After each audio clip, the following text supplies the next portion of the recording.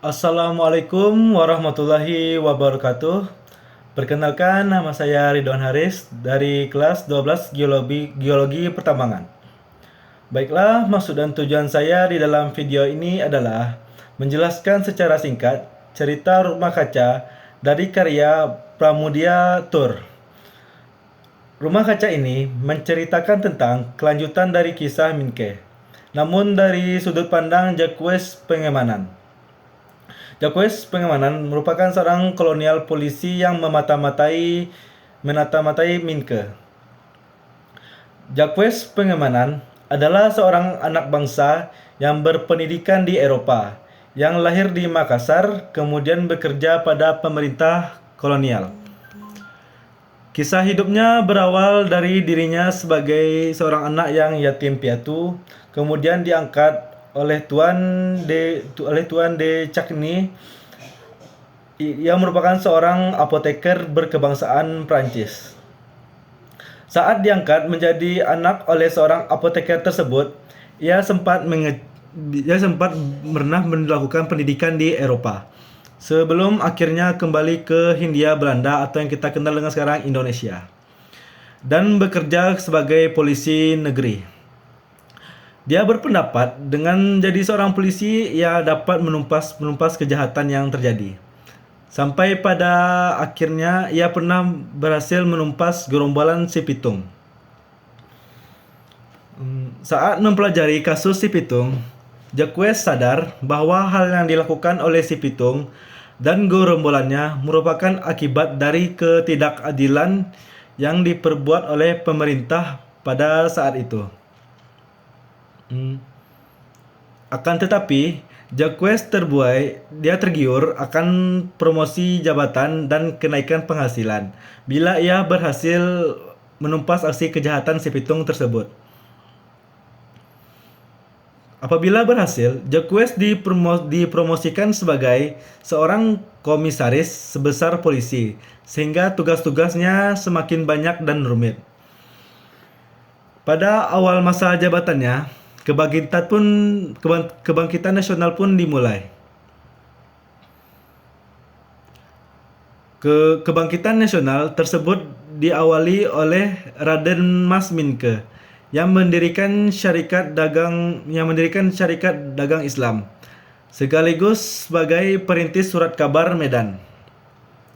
Karena sikap Minke yang kritis terhadap pemerintah kolonial di dalam tulisan-tulisannya di Medan, yang menyebabkan Gubernur Jenderal Hindia Belanda saat itu yang bernama Hindenburg menganggapnya sebagai ancaman, sehingga dia merasa terganggu. Jacques Pengemanan pun diberi tugas untuk memata-matai hasil dari tulisan Minke. Serta Jacques Pengemanan pun membuat rekomendasi tindakan semestinya yang dilakukan terhadap Minke tersebut.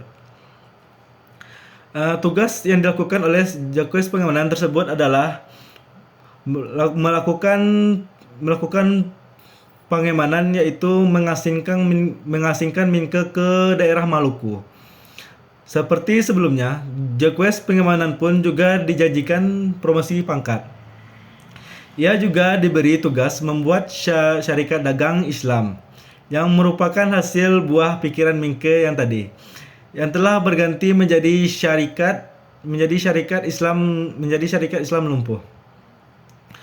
Jacques Pengemanan pun melakukan adu domba terhadap penduduk pribumi dengan pedagang-pedagang Tionghoa di daerah Jawa, yang membuat terjadi terpecah belah antara syarikat Islam dan syarikat non-Islam.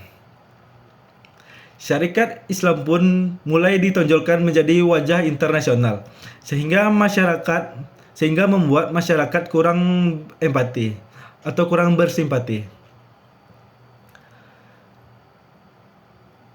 Setelah berhasil melumpuhkan syarikat Islam, mulai banyak organisasi yang mulai bermunculan, seperti Jong Java, Jong Sumatran, Rukun Minahasa, dan lain-lain. Tugas yang dibebankan kepada Jacques Pengemanan pun menjadi-jadi. Sehingga Jacques Penganan pun merasa dirinya mulai prestasi. Dia pun melampiaskannya ke dia pun melampiaskannya ke minuman-minuman keras sehingga membuat istri dan anak-anaknya pun memilih untuk berpisah dan kembali ke daerah asal yang yaitu ke Prancis. Setelah 5 tahun Mingke berada di pengangsingan, ia pun bebas dan melanjutkan perjuangannya. Kota yang pertama dikunjungi oleh yang dituju oleh Mingke yaitu kota Surabaya. Setelah membaca tulisan-tulisan Mingke, Jacques Penganan pun sadar bahwa Mingke rela berbuat apapun demi memperjuangkan hak-hak yang harus didapat oleh rakyat pribumi. Jacques Penganan pun yang termakan dan terayu oleh tawaran kekuasaan yang membuatnya tuli dan buta pada rakyat pribumi. Dia justru terus melakukan apa saja perintah dari kolonial yang diperintahkan kepada dirinya tersebut.